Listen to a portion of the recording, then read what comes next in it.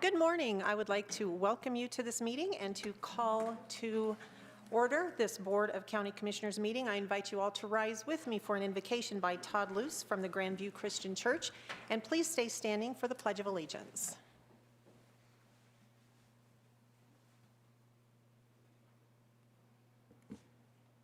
Would you bow with me, please? Gracious Lord, we come before you today and ask your blessing upon this meeting and upon our county. And Lord, I pray that you'll be with the decisions that are made, that they would make a good, positive decisions for the people who live here in our county, and that would see our county prosper and be blessed by you, Lord. We thank you for all you've done for us, and we pray this in Jesus' name. Amen. Amen. I pledge allegiance to the flag of the United States of America and to the republic for which it stands, one nation under God, indivisible, with liberty and justice for all. Leave it on or off? It's fine, you can leave it on. Thank you. Roll call, please. Commissioner Bell. Present. Commissioner McFall. Present. Commissioner Payne. Present. County Attorney Jackson. Present. And just for the people watching, both Sunny Manager Bryant. County Manager Sunny Bryant and Planning Zoning Director Garrett is also here. Thank you, Mr. Grantham. Approval of today's agenda. I am not aware of any changes that we need to make. Nor am I, Madam Chair. I move to approve the agenda. So we took off number one on. We did it before we published. Yeah, Yes. it's just on ours. All right. It has been moved and seconded to approve today's agenda as presented. Further discussion? Roll call. Commissioner McFall. Aye. Commissioner Payne. Aye. Commissioner Bell. Aye. Motion carries. We turn next to the consent agenda. We are scheduling a public hearing with today's meeting. Tuesday, July 14th at 10 a.m., we will have before us a special review use for Southwest Energy. This is for a contractor's yard for storage and sales of blasting and similar items associated with mining and gravel pit operations. This site is located off of Highway 50 near the Fremont County Airport. The parcel is currently zoned agriculture, forestry, and consists of 640 acres. So if there's anyone who is interested in coming and testifying on this particular issue, please mark your calendars now for July 14th at 10 a.m. And number 8, the resolution number is 36, is that correct? Correct. Okay.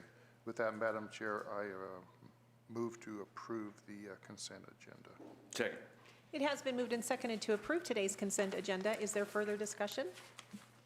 Roll call. Commissioner Payne. Aye. Commissioner McFall. Aye. Commissioner Bell. Aye. Motion carries. We turn next to administrative and informational topics. We will begin this morning with the county clerk's monthly report from our county clerk, Justin Grantham. Good morning. Good morning. Thank you, Madam Chair. Total motor vehicle fees, sales tax, and recording fees collected for May of this year are $1,144,969.27. Fremont County's portion for disbursement is $614,377.58, which is 54% of the total fees, and is $142,892.04 less than May of last year. Year to date, our office is down $362,594.03. So, still not the best of news, but do you still anticipate the county recovering a good portion of that? Once everything starts to reopen and there are more sales going on and people buying more vehicles, it's bound to come up a little bit. I'm still working backlog from January, since we closed in March, from all those 60-day permits that I'm still forgiving the late fees on at the moment. At the end of June, the Department of Revenue has said that we are no longer going to be forgiving late fees. So if you need to get anything renewed or tags placed or titles done, you need to get it done this month. So will you be, Justin, will you be doing any kind of public relations to let people know that the time is now, they need to get this done during this month? I have been and will continue to, because unless they tell me otherwise, June 26th is the last day for renewal forgiveness from February, March, April, and May. For late fees. For late fees. All right, thank you for that. So within your office, are you being able to get those out quickly enough to help serve those people by then? We're doing the best we can. Like I said, we're backlogged from January, so that means everybody from January forward are coming in to try and get all their transactions done. And, you know, I have 7 clerks on the front line, 2 of them that can only do renewals because they're a little too new to do title work. So we're doing the best we can with what we have, and we're pushing, like this report said, we collected $1.1 million in 1 month. Now, that's a lot for 5 clerks on the front line to do. So we're doing what we can, and we're continuing to push out as much as we can. All right, thank you. Further questions? With that, Madam Chair, I move to accept the county clerk's monthly report. Second. It has been moved and seconded to accept the county clerk's monthly report. Further discussion? Roll call. Commissioner McFall. Aye. Commissioner Payne. Aye. Commissioner Bell. Aye. Motion carries. Thanks, Up Justin. next, we have our county manager's report from Sunny Bryant. Good morning, Sunny. Good Morning. morning. So just a couple of quick items. We have begun discussions about applying for a second EPA Brownfields grant. So we're actually on track to spend the full amount by the end of this year. We had quite a few projects come up. We had a few phase 2s, and we're looking at doing a community-wide planning grant. And so with all of those things, we're hoping to have everything wrapped up by the end of the year. So it's led us to start the discussions on what we're going to do, if we're going to go to a second EPA Brownfields, if we'll look at cleanup grants. So we're starting those discussions right now. We are reviewing the requirements for the CARES Act, so we're preparing draft agreements to be sent out to all of the municipalities and towns in the county to start looking at that. So Fremont County was allocated about $4.1 million in CARES Act funds. And so we have to reach an agreement about how that would be split between the county and the municipality, so we're working on that right now. And these are for reimbursement of COVID-related expenses beginning on March 1st of 2020 and going through December 30th of 2020. So we're quickly trying to learn everything that we can and make sure that we're tracking everything and get reimbursed for all of these expenses coming in. And then we continue to monitor the budget and revenues. We just received the import for the month of May. I haven't had chance to do the sales tax piece, but we did receive the sales tax revenues, and those would actually be for the month of April. And I was quite surprised to see that in April, our sales tax revenues were actually up about 20%. So I'll do a formal report at the next commissioner meeting. We do know that a lot of people were doing online shopping. They were shopping at Walmart, City Market, some of the bigger areas. And so we'll be monitoring that as well, and any changes that we need to make, we'll make those as quickly as we can moving forward. So we're keeping a close eye on the budget, making sure that we're reacting as quick as we can. All right, thanks, Sunny. I just want to point out right quick that the CARES Act money is, we have to follow the federal Treasury guidelines for that. So there's specific ways that money can be spent only. So it's going to be pretty interesting to see what kind of funds we have spent for this COVID. I also was going to comment on that CARES Act funding. I had the opportunity last week to meet with the Mayor's Roundtable for here in Fremont County, and most of the municipalities show up to that. And I don't think any of them actually realized until I told them that afternoon that the county was going to receive the $4.1 million that we worked so hard with the state to try and get. But that's not just Fremont County money. That actually is going to be funding to reimburse all of the municipalities and cities for any of the expenses that they can come up with. So we're really excited about this, and I think it's going to be a really big project. So Sunny, thank you for heading this up, because I know it's going to take a lot of time, effort, and energy. So we appreciate all the work that you're doing on this. All right, other elected officials or staff comments? So I just want to mention one thing, or a couple things actually. As we've said in the past, we were awarded $200,000 from the underfunded courthouse committee to help with the remodeling of a courtroom out at the courthouse. Well, with the budget downfall, the budget shortage that they're having in the state, they're pulling that grant from us. So at this point, I don't know if we've lost it completely or how that's going to work, but I'll stay on top of that and try to get that back so we can get that courtroom done. However, the DOLA $1 million grant that we received for the community building at Pathfinder Park, they're not taking that one from us. So we're still moving ahead with building out there, the project out there. as I've said before, we have a little over $2.2 million, I think, to start with.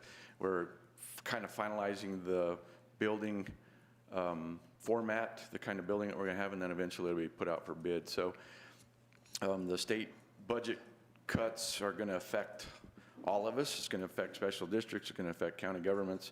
It's going to affect everything.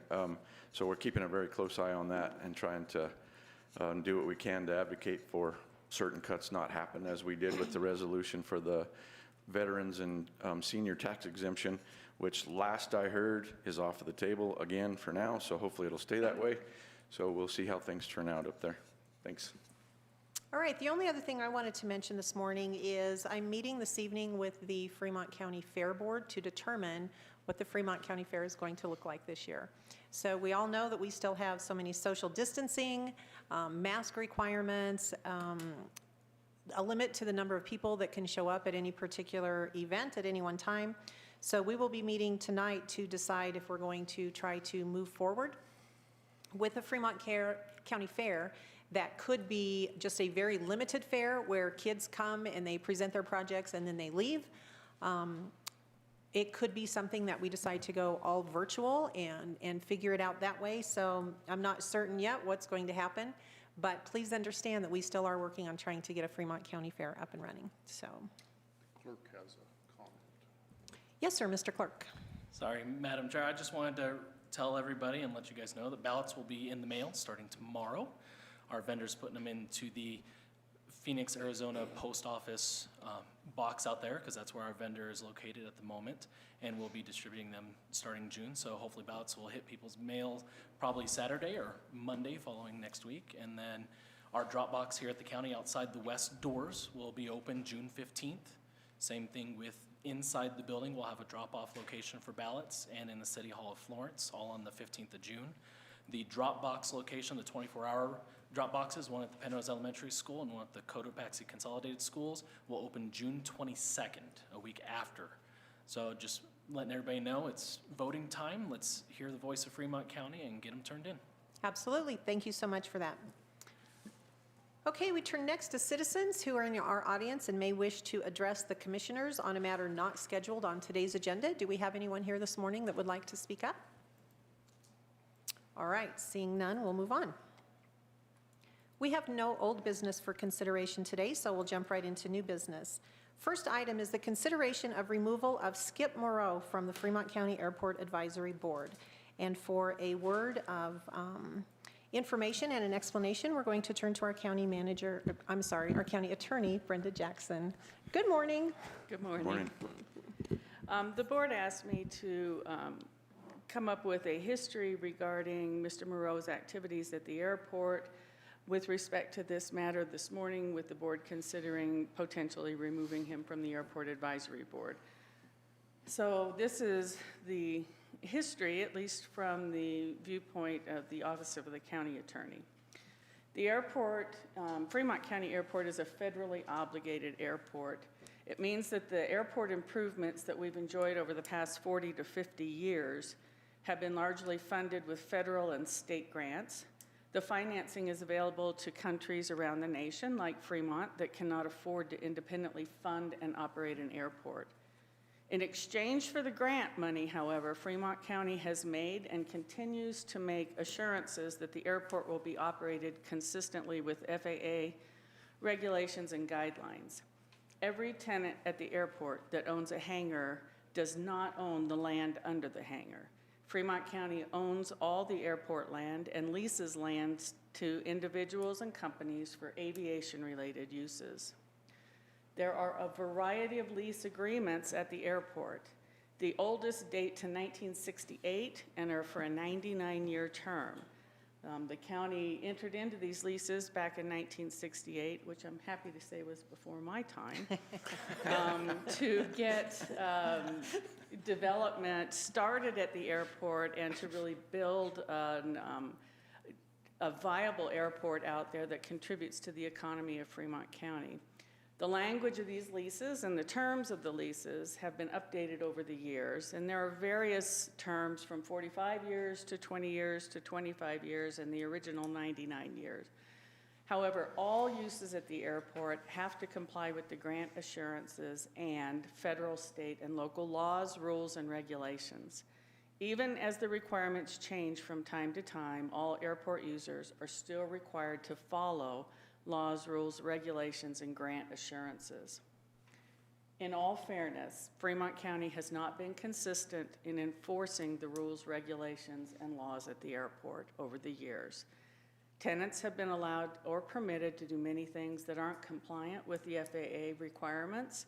However, in recent years, the Airport Advisory Board and the Board of Commissioners have been committed to bringing all uses and properties at the airport into compliance and enforcing the requirements that were basically ignored for many years. Last year, all airport tenants were provided notice that they'd be required to bring their properties into compliance with the current rules and regulations. Airport Manager Wes Brandt, who's here today, has had numerous conversations and other communications with all tenants at the airport and has been working diligently to enforce existing rules and regulations with the support of the Board of County Commissioners, the County Attorney, and the Airport Advisory Board. Most tenants at the airport began making efforts to comply. However, consistent with the history of issues regarding Mr. Moreau's use of the airport for business and more troubling personal uses, Mr. Moreau was resistant to making these changes. A few examples include the county being informed by the city of Florence that Mr. Moreau had an unauthorized connection to a water tap at Hangar 7, storage of personal vehicles at the airport, including unlicensed and inoperable vehicles, allowing patrons, employees of his business to dwell in the hangar overnight or camp on the premises, building of nighttime bonfires, using the hangar for personal residential uses, non-compliance with signage regulations, driving vehicles on the taxiways, creating muddy hazards for other users of the airport, which is prohibited by regulation, and that's just to name a few. Attempts by Airport Manager Brandt to discuss compliance issues with Mr. Moreau have been unproductive. I personally have written to Mr. and Mrs. Moreau twice this year, pointing out requirements to bring the property into compliance.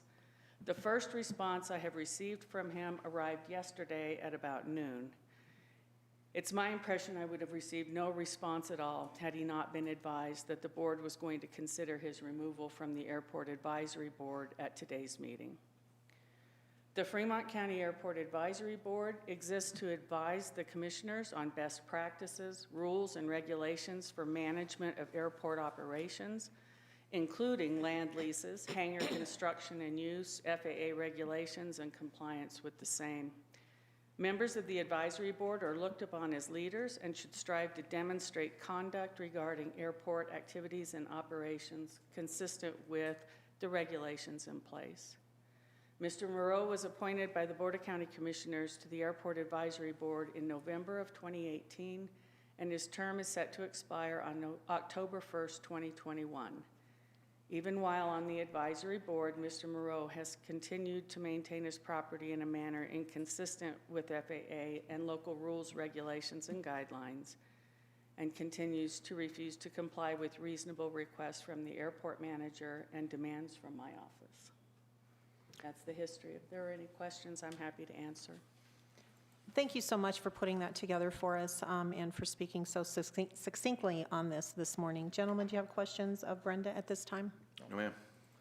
Mr. Moreau, would you like to stand and speak? Please come to the microphone.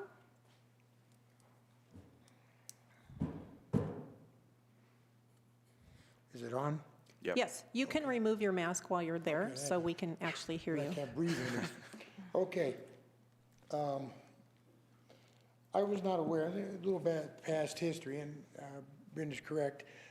I was not aware, you hear me okay? Yes. Okay, I was not aware that it was illegal, because when I first started, High Sky Adventure was Rocky Mountain High Sky Adventures Parachute Club.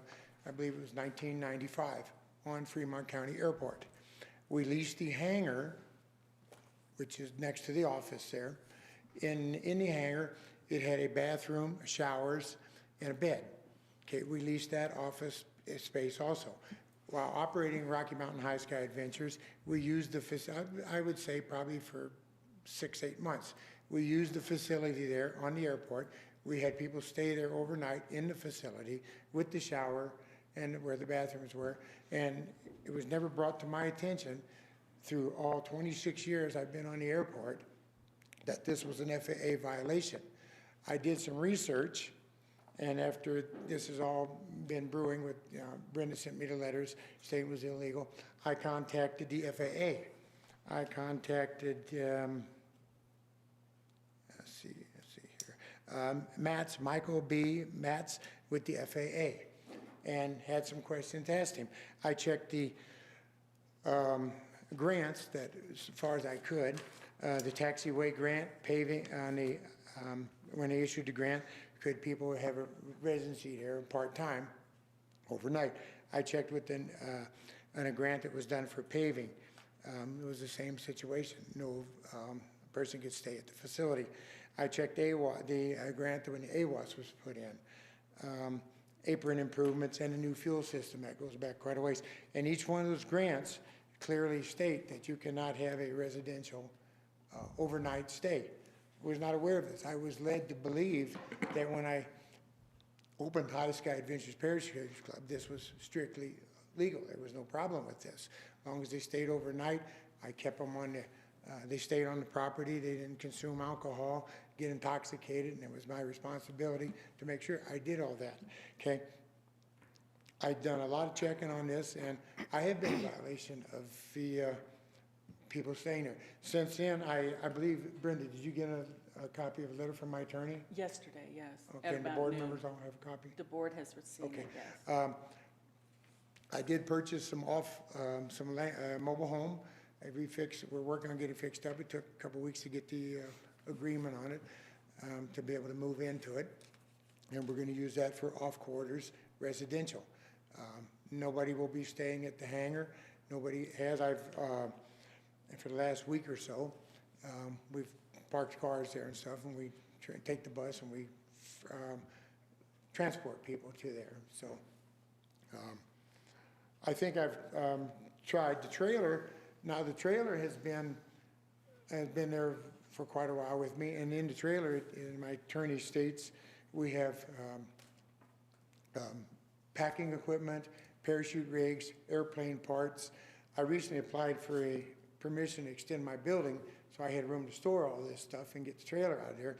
But the trailer's been there probably almost about half as long or better than I have, and that's what we use for storage. It's not just sitting there. After we get done skydiving, we use the trailer. We got sewing machines in there. We bring them out, put them in the facility, and do repairs.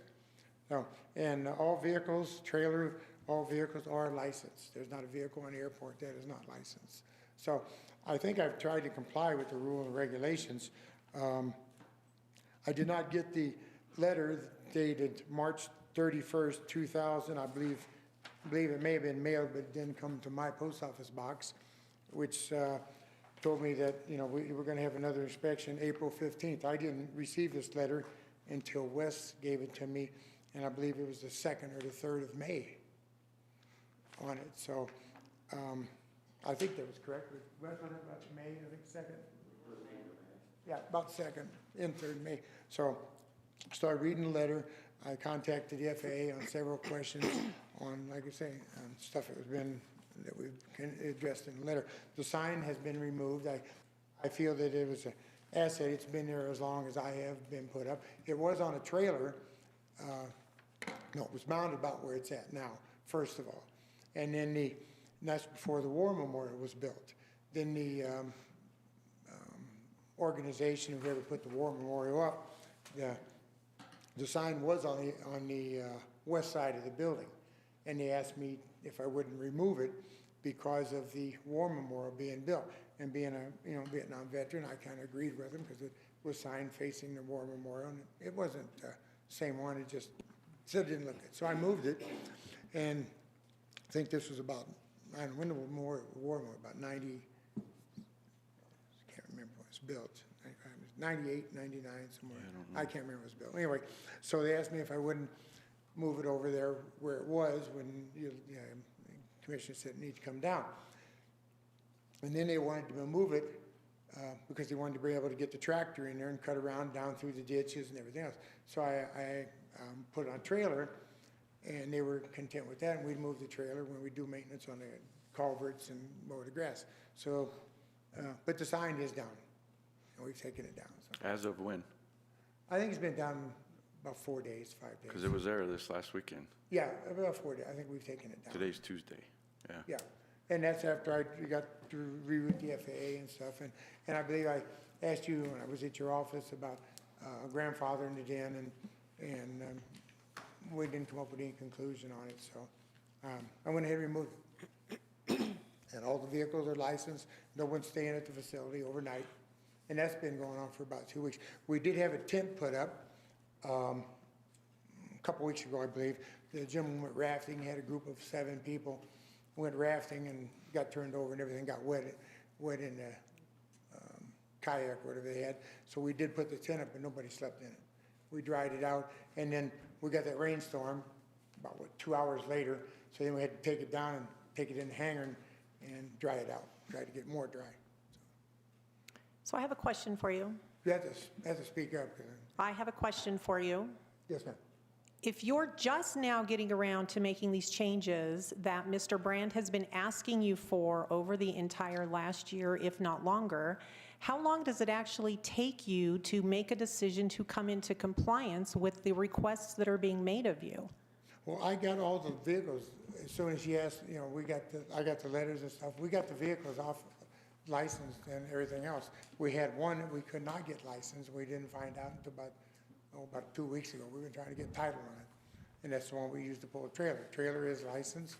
And like I say, I like to check any things and make sure, because I felt that I was not being treated fairly and wanted the opportunity to come to the county commissioners and explain my version, express my opinions on it.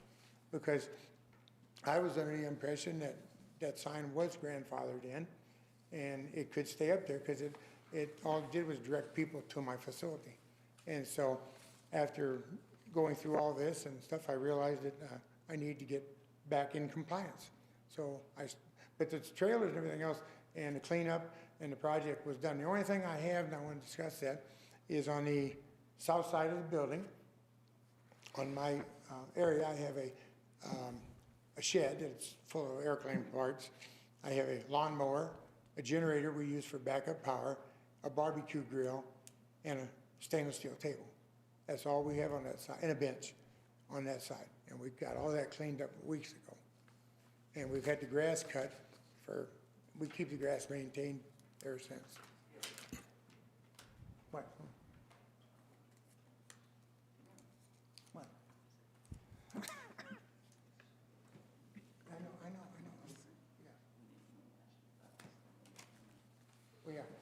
know. Yeah. To your question, I've been a little slow. I've had some issues I've had to resolve trying to get the off-site provisions for people staying. The license, when we got the vehicles, I started working on that right away and got them all done.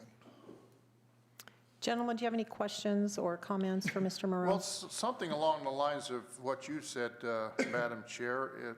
I got an email here on March 11th from the airport manager, Wes Brandt. He said he has sent 2 letters to you trying to get you to clean the area up around your hangar. He asked for help for that. Why are we here today? Why didn't you just work with airport manager Brandt, take care of these issues, and you don't have to be standing in front of us? Take care of it with Wes. Well, I don't mind staying in front of you, because I would like to come to the county commission, because I've had problems with Wes. We had a bad rainstorm, and I took a vehicle that we used to haul skydivers back and forth, and we went down the paved road, and we got stuck back there, down the road, okay? So I got a bill from the county for cleaning, sweeping the runway, because we were coming back and forth. We got mud on the taxiway, not on the runway, but on the taxiway that runs north and south, okay?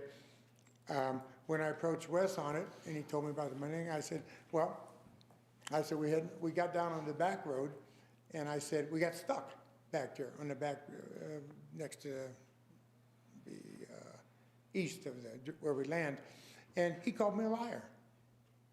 He says, no, you didn't down there. I didn't see no tracks. I had 6 skydivers that we had to take all their equipment apart and get the mud out of it because they were sitting on the trailer. I didn't appreciate being called a liar. So let me ask you a question on Yes, that. sir. If it rained that hard, why were you out there in a vehicle to start with? Well, it rained then the next day, but it was still muddy. It wasn't floating in water. Yeah, but so why were you out there knowing that it was muddy, though?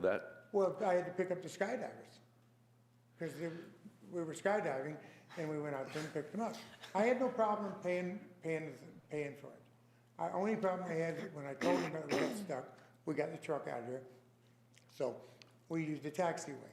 It wasn't, I don't know how much mud was on West, I don't remember. Was it a lot? Okay, well, we got it clean. I paid it. I didn't have a problem with that. Only thing I had a problem with is when I explained it to him, he told me no. He says, you weren't out there using that back road, and you didn't get stuck out there. So I don't know about that, but I do know, as it was stated by Ms. Jackson, that you shouldn't be driving on there with muddy tires.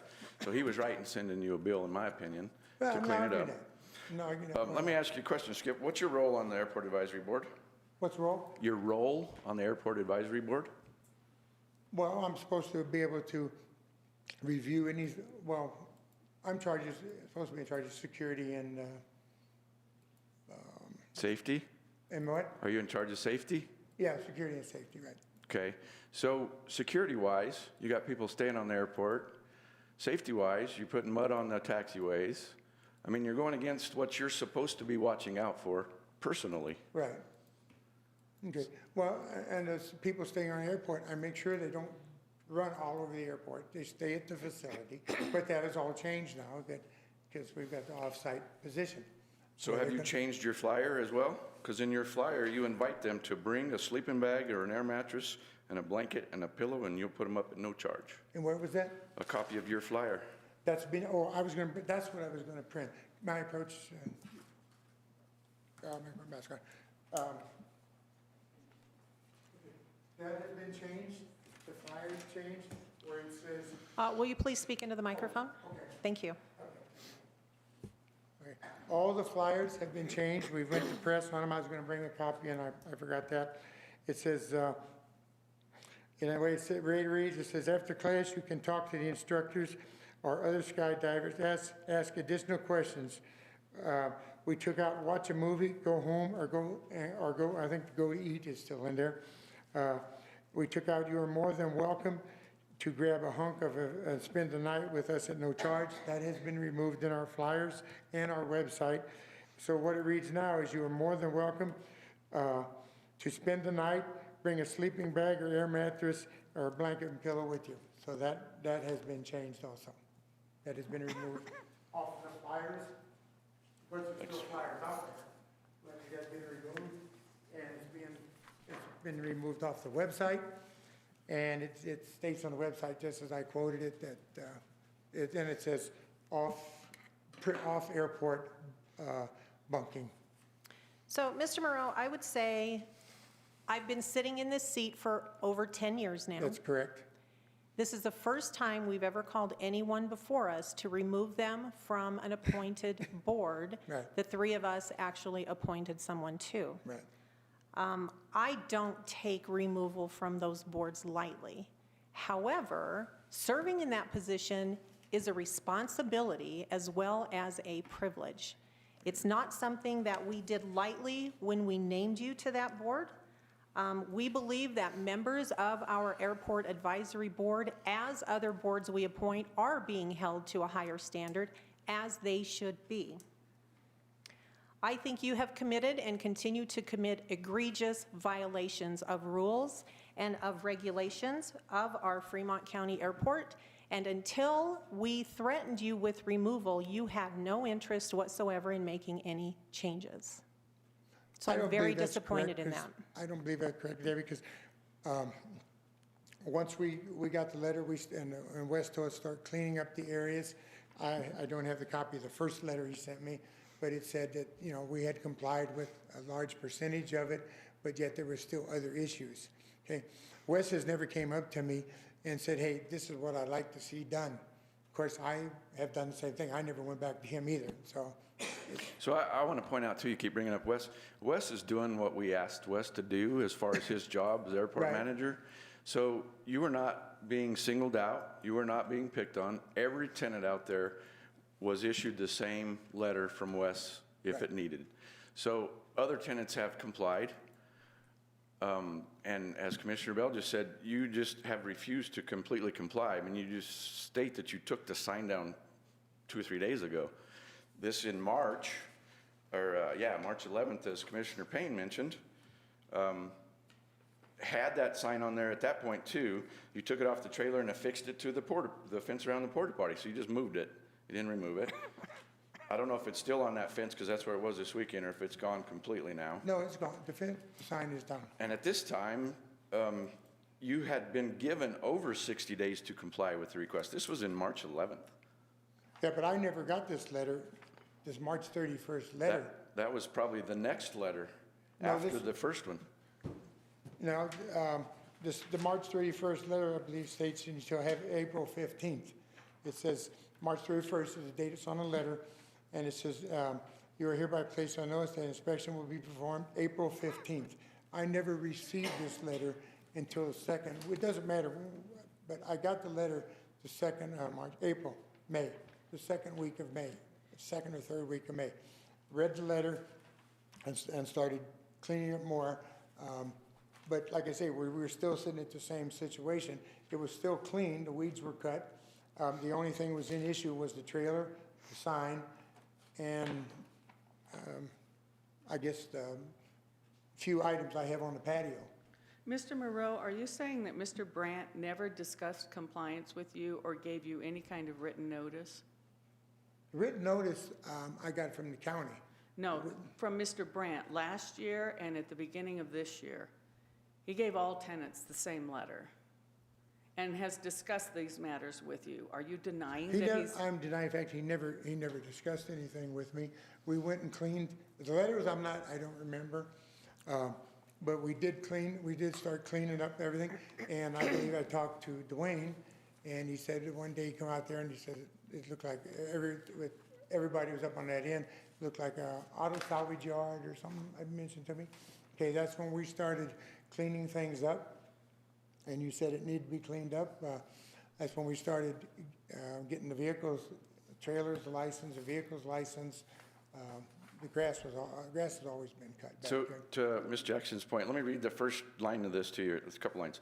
This is from Wes, sending it to Brenda, which we also have a copy of. I have sent Skip Moreau 2 letters requesting that he clean up the area around his hangar. He has made some progress, but some still remains. So obviously you knew that you had to clean it up from communication from Wes. That's what I said, and I did clean it all up. We moved stuff out, and the only stuff, and then you sent me the letter, the only stuff is there is what I've explained to you so far. The weeds were cut, the trailer was still there because we use it, and it also says in my lease that if the county wants me to, I have the right to put a fence around, or I guess 6-foot wooden fence around my area so that stuff cannot be seen, but there's not that much there. But I would be more than happy to comply with doing the fence. Your response over and over has been, but I'm grandfathered in. I don't have to Well, listen. that's what I thought I was. May I speak? I've given you an opportunity. May I speak, please? Okay. Your response over and over has been, I am grandfathered in. I don't have to do what you're telling me to do, Wes. I'm not going to listen to you.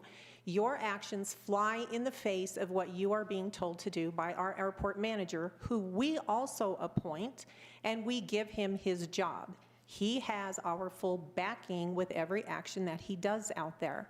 For you to say, I needed to talk to a commissioner about this, I had to hear it from Dwayne himself, does not sit well with me.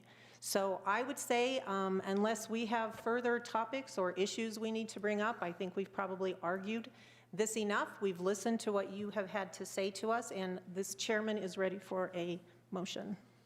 Madam Chair, I think we've had a good discussion about this, and I agree with everything you just said. And I make a motion that we remove Skip Moreau from the Airport Advisory Board effective immediately because of the actions that he has done out on the airport. And then later, we'll continue discussing with Wes anything else that needs to happen as far as the hangar. Second. It has been moved and seconded to effectively remove Skip Moreau from the Fremont County Airport Advisory Board, effective immediately. Is there further discussion? Roll call. Commissioner McFall. Aye. Commissioner Payne. Aye. Commissioner Bell. Aye. Motion Thank you for carries. being here this All right, morning. thank you. All right, we do have a public hearing this morning that was scheduled to begin 10 minutes ago, and we will begin that now. Excuse me, this is for a special review use, number 20-002, Reynolds Annex Number 2. This is requesting approval of a special review use of Reynolds Annex 2. The proposal is for a multi-use commercial building at the site located on Maple Lane off Dozier Avenue and is located in the Business Zone District. We have with us this morning Mr. David Reynolds. Good morning. Would you like to please step up and just kind of explain to us what you're looking at doing here? I am representing my brother who purchased the land a couple of years ago from Jim Watson and myself. And at the time he said, you know, I'd like to build a building on here and invest in Fremont County. And I would like to be able to put it up for rent and rent it for similar type of businesses that are already occurring on Maple Lane.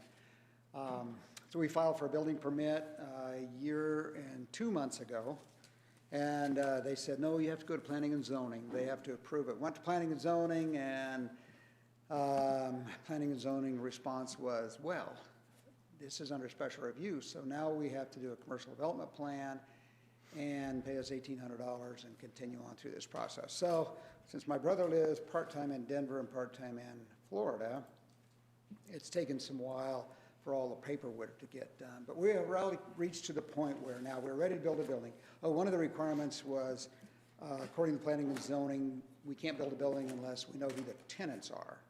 And so my brother spent quite a bit of time finding 3 tenants to split it up into, be able to fit into that project and that they will fit within the uses for that particular area. So we found 3 tenants. It's been a while since we've checked with them, but at least we know one for sure continues to ask when are we going to get ready. The other 2 we haven't talked to in a while. So it is just going to fit within the area, kind of a light industrial, less impact than my construction office across the way. So it should be a fairly easy decision, I think. All right, thank you so much. Gentlemen, do you have questions for Mr. Reynolds at this time? You're not. All right, we will turn next to Sean Garrett, our Director of Planning and Zoning, for his comments. Good morning, Sean. Morning. Good morning. So the department has reviewed the application and finds it can be a complete and true representation of the request as stated herein. The department finds that all minimum requirements per the Fremont County zoning resolution will be satisfied by this application. There is 3 contingency items. One is a revised drainage plan. There is currently drainage area. Just want to make sure that the addition of this building will be covered by that, or if any revisions need to be made. A few site plan revisions and an approved Fremont County Department of Transportation access permit, and 1 waiver request, which is landscaping of the parking area. All right, questions for Sean? No. All right, thank you, Sean. I would like to open this public hearing at this time and ask if we have anyone in the audience who would like to get up and speak, either in favor of or against this particular proposal. Seeing no one rushing, I will close this public hearing. Gentlemen, do you have further questions, comments? I just have a comment. Sorry it took you so long to get this done. Maybe we need to review something there as far as the process goes. But I agree, it's perfectly conducive with the whole area. Drove by the other day and it's got weeds this tall, so it'll look better with the building there than the weeds. So I think it's a great fit. With that, Madam Chair, I move to approve the special review use 20-002 Reynolds Annex 2 with the 3 contingency items, revised drainage plan, site plan revisions, and the DOT access permit, and the 1 waiver request, landscaping of the parking area. Second. All right, it has been moved and seconded to approve SRU 20-002 for the Reynolds Annex 2. The contingencies included, as well as the single waiver request as explained by Commissioner Payne. Is there further discussion? Madam Chair, is this resolution number 37? Resolution number 37. Thank you. Thank you. Further discussion? Roll call. Oh. 37 was assigned in the consent agenda. No, it wasn't. 36 was. That was 36. 36 was, 37 we had on our next thing, but Yes. yeah, thanks. All right. Anything else? Roll call. Commissioner Payne. Aye. Commissioner McFall. Aye. Commissioner Bell. Aye. Motion carries. Mr. Reynolds, you were right. This was apparently a pretty easy decision for us to make. Thank you, and I would suggest that maybe look at it possibly in the future of allowing Sean to take a look at this and say, gosh, this fits. Why do we have to go through all of this? And make the decision without having to go through the process. And I understand the regulations require him to go through the process, but it is the kind of thing that makes it really daunting for us, for a developer that comes in and wants to do something to say, oh my gosh, not again. We hear what you were saying, and we absolutely will have that conversation. So thank both of you very much. Thanks for you. being here. Thanks. Okay, we move now back to new business. Item number 2 is another variance request from the Safer at Home Executive Order and Public Health Order 20-28. We have with us this morning Emma Davis, who is our Director of Public Health and Environment for Fremont County. Good morning, Emma. Good morning. Good morning. Good morning. Okay. So would you first just touch quickly on the 2 variances that we've done before? Sure. So we submitted 2 variance requests since the Safer at Home order has been effective through Colorado Department of Public Health and Environment and Governor Polis. The first variance was approved, and that opened up restaurants, recreation, outfitters, fitness centers. There's 5 that we opened. Then we submitted a second request that had to do with wineries, cideries, tasting rooms, and now we're submitting another, that had to do with bowling alleys and movie theaters. And now we're gonna submit a request to open libraries and museums, and then also submit a request to have larger gatherings permitted in Fremont County. I think people are going to be pretty happy with this. Yeah, I hope so. We're trying to get as much open as we possibly can, do it as safely as we can. We are watching our numbers. We have 1 active case currently in Fremont County, so we're doing really well.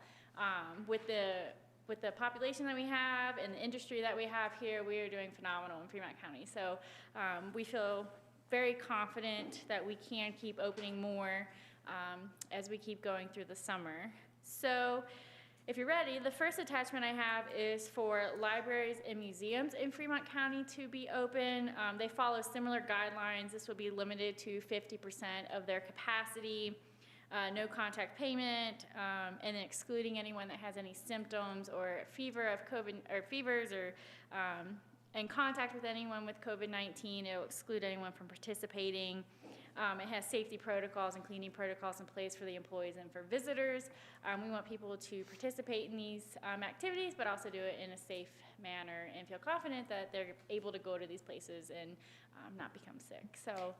And again, you have been working with local vendors, local businesses, local people to come up with the requirements that they will be expected to abide by, correct? Correct. So we requested every business to submit a business protocol or their safety guidelines. So these did come from library and the museum specifically, and also other counties that had this variance approved successfully. So we have looked at other communities that have had this approved and what they put in there, and again, input from our community members so that we could meet their needs while also doing it safely.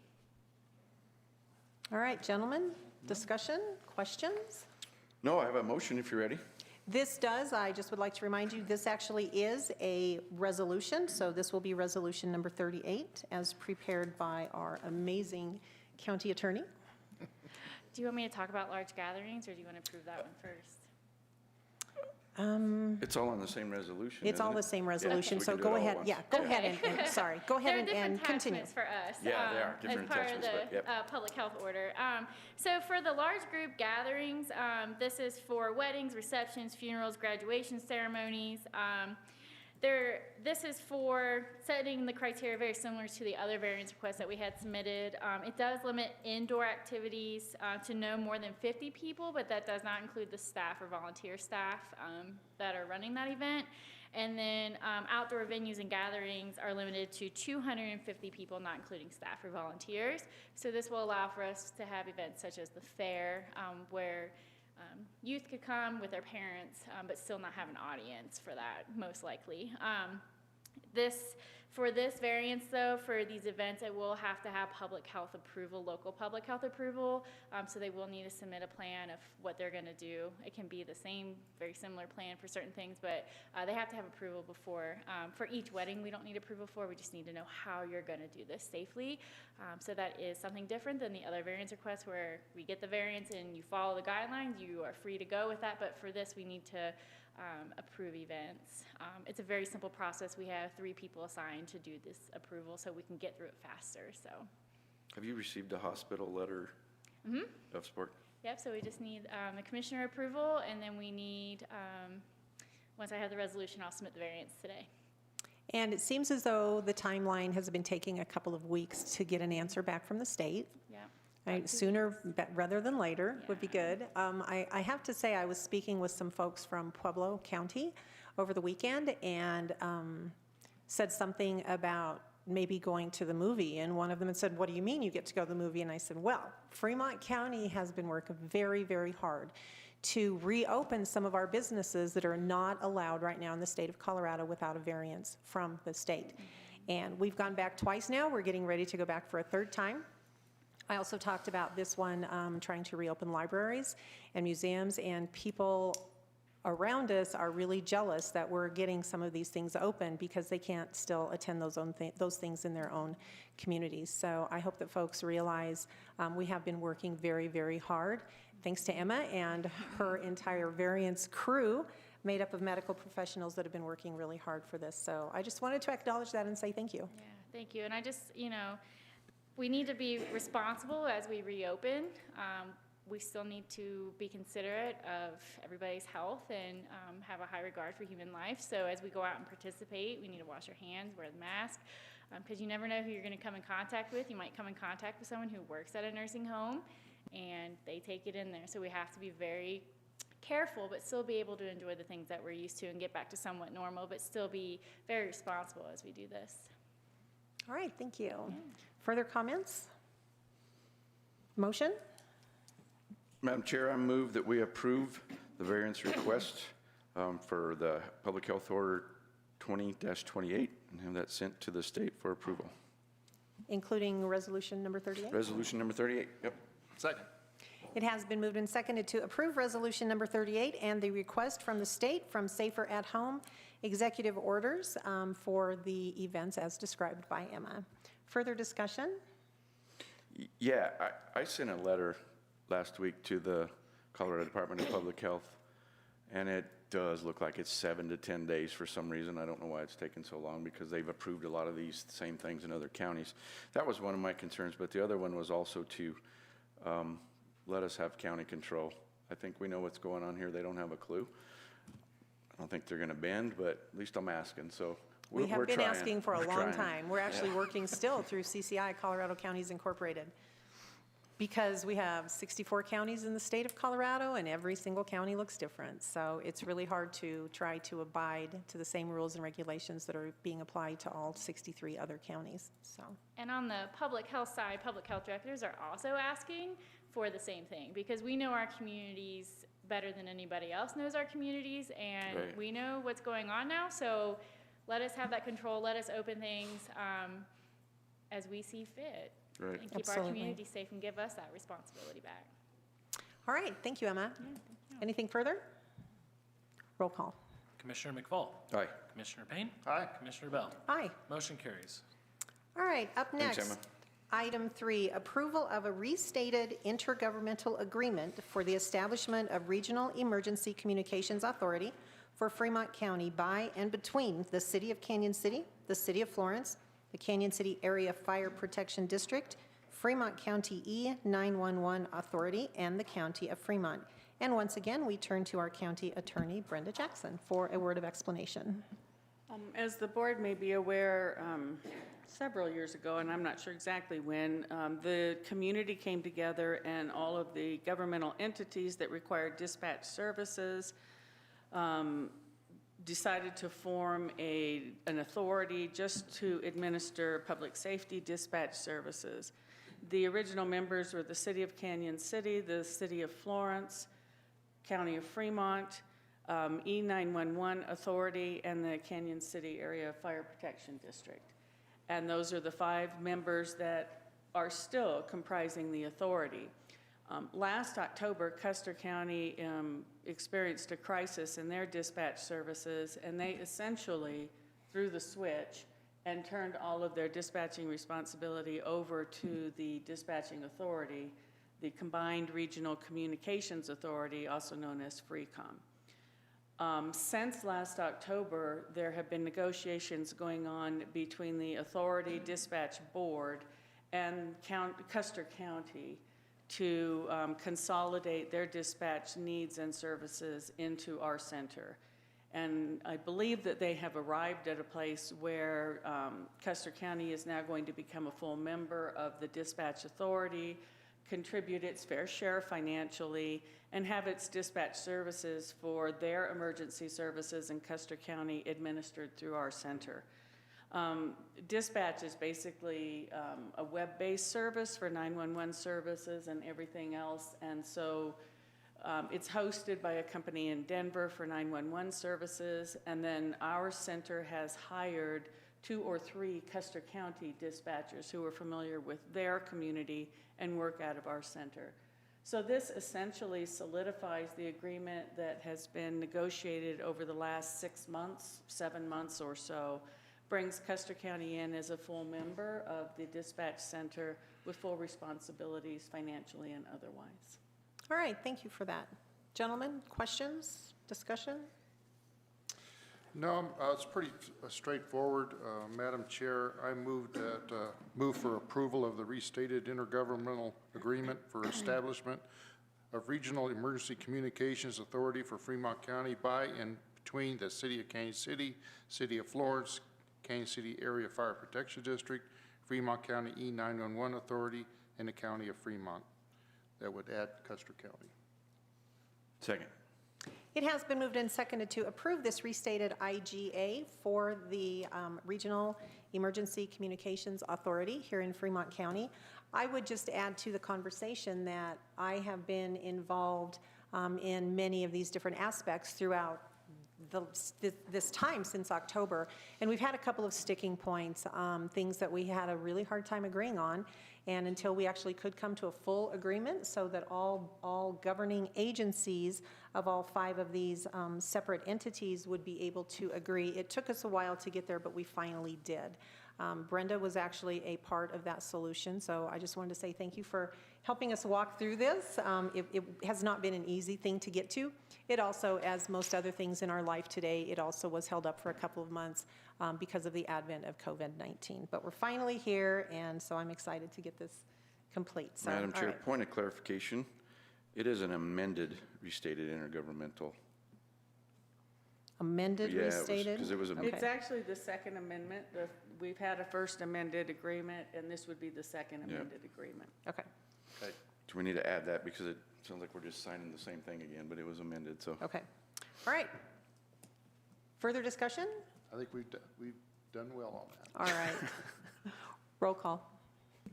Commissioner Payne. Aye. Commissioner McFall. Aye. Commissioner Bell. Aye. Motion carries. All right. The last item of new business today is a resolution. This will be resolution number 39, amending the March 2019 edition of the Fremont County Personnel Policies and Procedures Manual, Chapter 13, Pay and Compensation Plan. So we turn once again to our county manager, Sunny Bryant. Thank you. So over the last few months, we've received a couple of requests for either a promotion or a demotion of a current employee. And so what we're requesting here is to actually incorporate that into our policy so that these are consistent, so that if an employee is going for a promotion, they understand exactly what that will look like financially. If they are requesting a demotion, they understand what that would look like financially, or if they are being demoted for some sort of a performance issue or something, what that would look like. And so our request is that the promotion is 3% per grade, that they are being promoted. A demotion is 3% per grade if it is a requested demotion, or if it's mutually agreed upon between the employee and the supervisor. And then if it's a performance-related demotion, it's actually a 10% per grade. So that is our request coming before you all today. Thank you for that, Sunny. Thank you for that, Sunny. I would say, as commissioners, we really like everything to be equal and the same, and to actually understand what we're doing instead of, well, what will it be this time? So having those answers up front, I think, are really important. Gentlemen, discussion? Motion? Well, I'm just thinking about the 10%. Is that okay? Should it be less than that? And I guess it's a performance demotion.